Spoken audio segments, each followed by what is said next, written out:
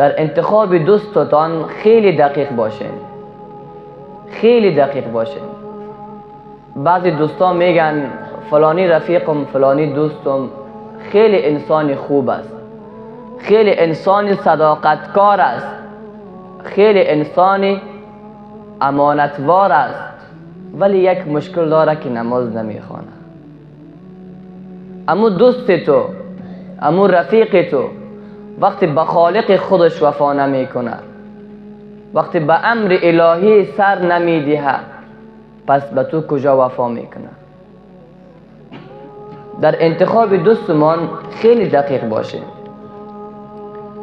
در بعضی خانه ها خیلی فرزندان صالح بزرگ می شوند، خیلی فرزندان نیک هستند، ولی فامیل نمی فهمند که فرزند ما با کی تماس دارند، با کی خورد و نوش دارند، با کی گشت و گذار دارند، کجا می روند، چی کار می کنند، چی برنامه دارند.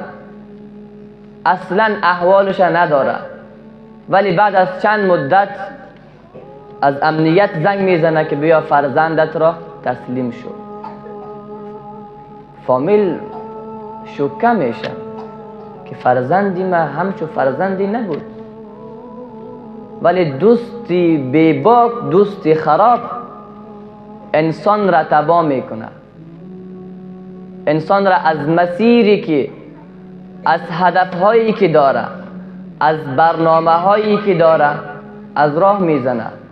دوست خوب مثل عطر است، اگر کنارش بشینی از او خوب استفاده میکنی، از او بهترین استفاده میکنی. ولی اگر دوست خراب باشه، دوست بینماز باشه، دوستی باشه که به امر الهی گردن خم نکنه، او دوست مثل آهنگر است، مثل مستریخانه هست. گرچه اگر با او کارم که نکنیم لباس من سیاه میشه. دوست خوب هم باعث نجات انسان میشه و دوست بد هم نشین بد باعث تباهی بربادی یک عمر انسان میشه.